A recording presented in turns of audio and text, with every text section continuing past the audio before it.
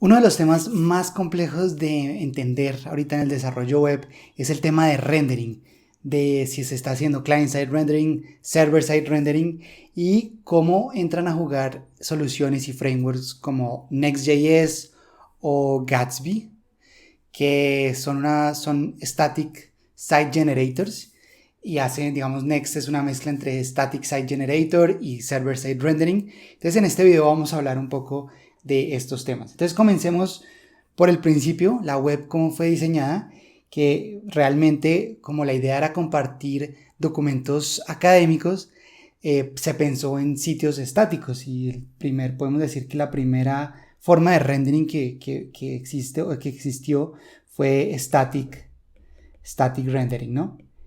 Y la idea del static rendering es que tenemos un cliente, generalmente un navegador, y tenemos un servidor, que es un web servidor web. Y en el servidor web ya los archivos HTML están listos en documentos .html. Así que cuando el cliente solicita un documento HTML, el servidor lo único que tiene que hacer es retornar el HTML que esté en el archivo que le pidan, ¿no? Entonces es relativamente, él devuelve HTML y esto es una petición HTTP. Ese es static rendering y eso tiene muchas ventajas. Una es que esto se puede desplegar muy fácil y se puede desplegar, por ejemplo, a un CDN, que para los que no sepan, CDN significa Content Delivery Network, y son servicios que los ofrece Google, Amazon, entre muchas otras empresas, que tienen servidores a través del mundo y lo que hacen es coger estos HTMLs y los reparten en los diferentes servidores, de tal modo que cuando alguien solicita un archivo, él va y lo busca en el servidor más cercano. Entonces eso llega supremamente rápido al navegador y esto es, digamos, que pues es como una nube el CDN, ¿no?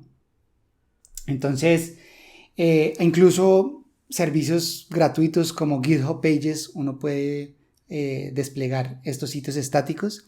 Él los sirve y pues eso tiene esa ventaja. La otra ventaja es que son fáciles de cachear. Entonces, esto se puede, como se envía al CDN, se riega por todos los servidores del mundo, ellos ya los cachean y tienen una versión que no tienen que ir al servidor otra vez al web server a pedirle el documento actualizado, sino que ya lo tienen en caché y por lo tanto lo pueden servir así. Y esa es la primera forma que existió de rendering. Después, entonces, surgió el server-side rendering, o es la segunda forma de rendering que vamos a ver, server-side rendering. Y la idea del server-side rendering es que en vez de tener acá en el web server ya los archivos listos, vamos a tener un código que vamos a ejecutar para generar el HTML de forma dinámica. Por ejemplo, acá vamos a tener en nuestro código, nuestra aplicación, y esa se va a ejecutar cada vez que reciba una petición HTTP. Esto se puede hacer con Node.js, con Java, con Python, con Ruby, realmente con cualquier lenguaje de programación, y cada uno de los lenguajes de programación tienen librerías para hacer desarrollo web. Entonces Node.js es Express, la más famosa, pero hay muchas. En Java, si no estoy mal, Spring o Play, hay varias también acá en Python está Flask o Django, entonces pongamos acá Flask. En Ruby, por ejemplo, está Ruby on Rails. Y cualquier PHP es muy importante porque PHP fue como el primer lenguaje que se utilizó para la web directamente, pero hoy ya existen librerías para organizar mejor el código como Laravel, porque antes uno mezclaba el código PHP con el HTML y era difícil de mantener. Entonces ya existen librerías como Laravel que separan como con controladores, con modelos, etc. Y realmente en cualquier lenguaje, hasta C, C++, se podría hacer server-side rendering. Lo importante es que, fíjense que en el static rendering no hay mucho trabajo del cliente, porque el cliente ya recibe el HTML listo, ni del servidor, porque el servidor también solo es servir el archivo HTML ya. Pero en server-side rendering sí ya empieza a haber más trabajo del lado del servidor, porque el servidor tiene que ejecutar este código y generar el HTML de forma dinámica. Eso tiene ventajas, que si por ejemplo tenemos una base de datos, esto podemos acá obtener esa información, actualizarla, insertar y eliminar registros de esa base de datos, que es como funciona la mayoría de aplicaciones hoy en día, ¿no? Que necesitan esa interacción. Pero lo importante del Server-Side Rendering, que por sus siglas es SSR, es que él va a generar el HTML de regreso, ya listo para que el navegador lo interprete y no tenga que hacer mucho trabajo. Entonces las ventajas es poder hacer ese tipo de aplicaciones dinámicas, pero la desventaja es que no se puede como mandar a un CDN, cachear es un poco más difícil, más tricky se diría en inglés, pero esa es la segunda opción y es lo que se utilizó durante muchos años, el server-side rendering, para hacer aplicaciones web. Sin embargo, cada vez más se necesitaba como interacción en el lado del cliente, hasta el punto en que dijeron, bueno, ¿por qué no hacemos toda la aplicación, todo el renderizado de la aplicación web con JavaScript en el navegador? Y ahí surge la tercera forma de rendering, que es client-side rendering. Y en esta forma de rendering es la tercera y última forma de rendering que existe.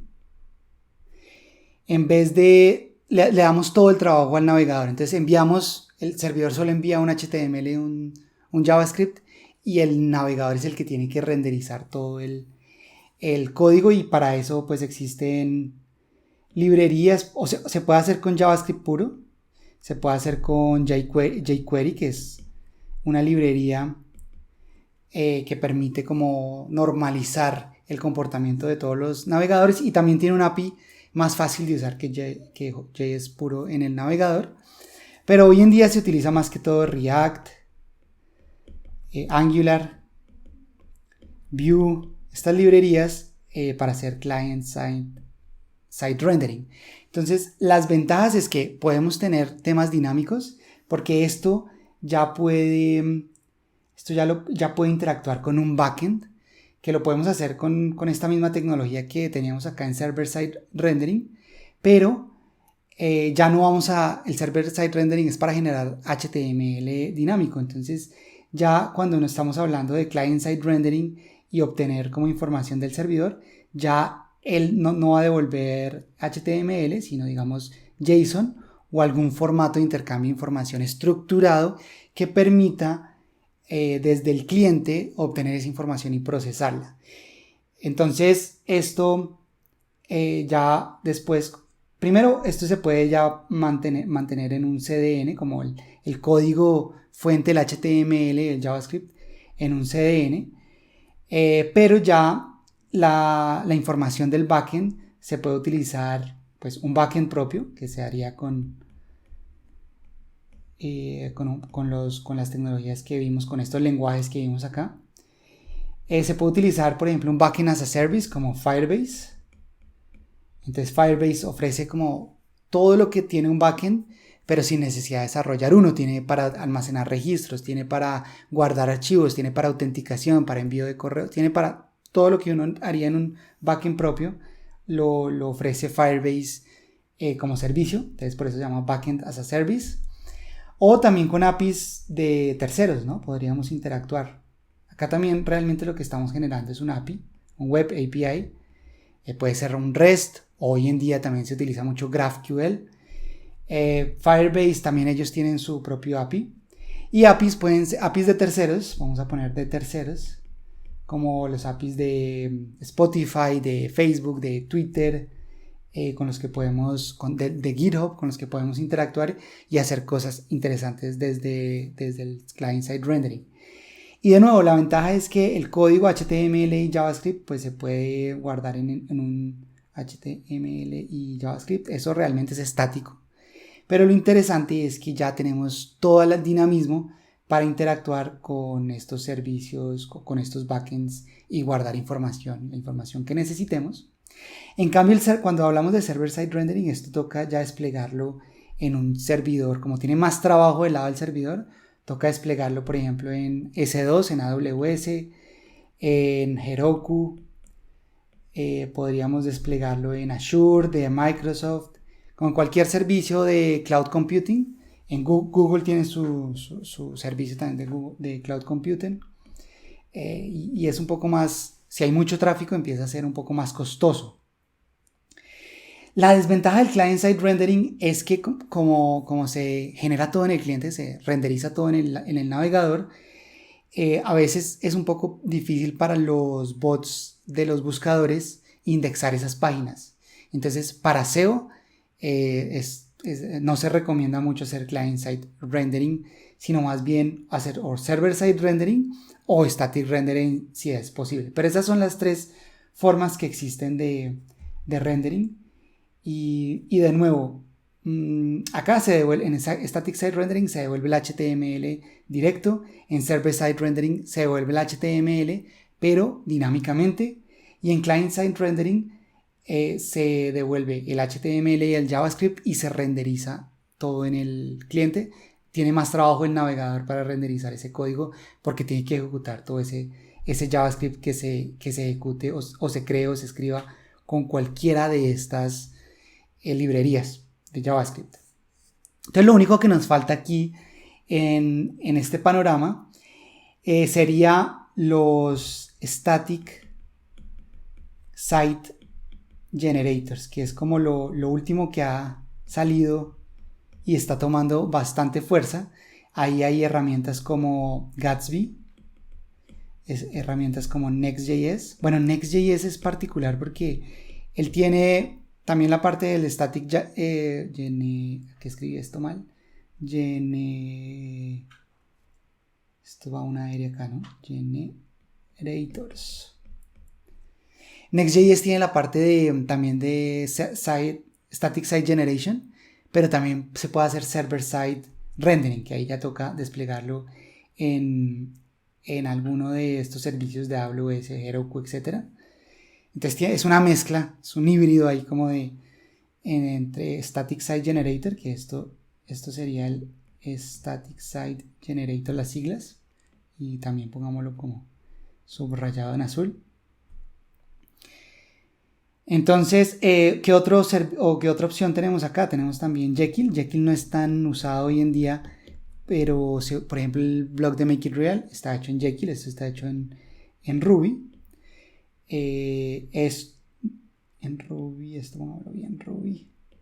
Next.js está hecho con Node.js y Gatsby también con Node.js. Y lo interesante es que esto, ¿qué va a hacer? ¿Qué hace un Static Site Generator? Lo que hace es convertir un código que se escriba, digamos, en Jekyll se utiliza Markdown, que es un formato para, es como un lenguaje para darle formato al texto y convertirlo después en HTML. Pero Next.js, por ejemplo, y Gatsby utilizan React para generar las páginas. Esto es React. Y React. Y lo que pasa acá es que uno genera su sitio en React o en Markdown para el blog en el caso de Jekyll. Y uno tiene que construir el sitio y eso va a generar un sitio estático que después se puede desplegar un CDN y por lo tanto va a ser muy fácil de desplegar, de cachar, como todas las ventajas que nos da el static rendering lo podemos tener con el static site generator, pero mezclado con client side generation, ¿no? Client side rendering, porque aquí va a haber cosas dinámicas que se van a ejecutar en el cliente y otras que ya van a estar generadas de forma estática. Y la dificultad de entender un poco esto, sobre todo estos dos, como Gatsby y Next.js, es que realmente hay como dos partes donde se renderiza el código que uno escribe en React. La primera es cuando uno construye el sitio, cuando uno hace el build, ahí se corre el React y es posible que se acceda a APIs y a servidores remotos para traer información y generar el sitio estático. Entonces, por ejemplo, si uno tiene un e-commerce, podría generar todas las páginas de los productos de forma estática, o uno podría más bien no generarlas de forma estática y después cuando se cargue la página en el cliente, entonces ahí se vuelve a ejecutar el JavaScript o el React en ese caso, para traer todo lo dinámico. Entonces ya uno podría, digamos, ir y traer los productos de un servidor y generar las páginas ahí en el cliente, ¿no? Entonces son como dos partes donde se ejecuta ese React. Cuando se construye el sitio, ahí va a generar un sitio estático con el HTML ya estático, como lo vimos acá, pero ese HTML va a tener también su JavaScript, que va a tener las cosas dinámicas que no se pueden generar de forma estática. Entonces es una mezcla ahí extraña entre generación de sitios estáticos y client-side rendering. Pero lo importante es entender que ya cuando él genera el sitio estático, él va a generar un HTML, y más un JavaScript. Entonces va a haber una mezcla, va a haber un HTML acá, pero también va a haber un código JavaScript y en React. Entonces él tiene que hacer un proceso que se llama hydration, cuando él carga en el cliente. Cuando se carga la aplicación de Gatsby o de Next.js, él hace este proceso de hydration porque tiene que sincronizar como lo que tiene en React con lo que ya generó de forma estática, ¿no? Entonces eso lo hacen automáticamente estas herramientas, pero es bueno saber que ese proceso ocurre en el cliente cuando se utilizan esos static site generators. Y una vez que se hace ese hydration, ya se ejecuta el React como si fuera un client-side rendering normal, ¿no? Pero la ventaja es que muchas partes del sitio se pueden generar de forma estática en HTML y eso es muy bueno para SEO, ¿no? Porque los bots de Google, Bing, Google Doc pueden acceder a esa información directamente sin ejecutar el JavaScript. Que hoy en día la mayoría de bots de búsqueda de sitios ya corre el JavaScript, pero es un poco más pesado y puede hacer más lento el proceso, y dicen que todavía para SEO es mejor tener el HTML, lo que se pueda ya generado en HTML de forma estática, pues es mucho mejor. Bien, entonces esas son las herramientas. Veamos aquí, entonces tengo abierto la página de Next.js y fíjense que habla de React Framework for Production. Y por acá abajo, si agrandamos esto un poco, se van a dar cuenta que por acá dice que es híbrido, es Static Site Generator y Server Side Rendering. Sin embargo, ellos en todo lado dicen o prefieren que la gente genere el sitio estático. Yo creo que para Java el desarrollo web, por eso Gatsby o Next.js son tecnologías que al menos uno debe como hacer un pequeño ejemplo, así sea un to-do list de cómo funciona la parte estática y cómo funciona la parte dinámica. Ya sea, por ejemplo, la parte estática, cómo se genera en Gatsby y cómo se genera la parte, ya cómo se trabaja con la parte dinámica, y lo mismo en Next.js, pero en Next.js hay algo más que es el server-side rendering, que eso no existe en Gatsby. Gatsby no tiene esta opción de server-side rendering, que acá nos dice que el HTML se genera en cada request.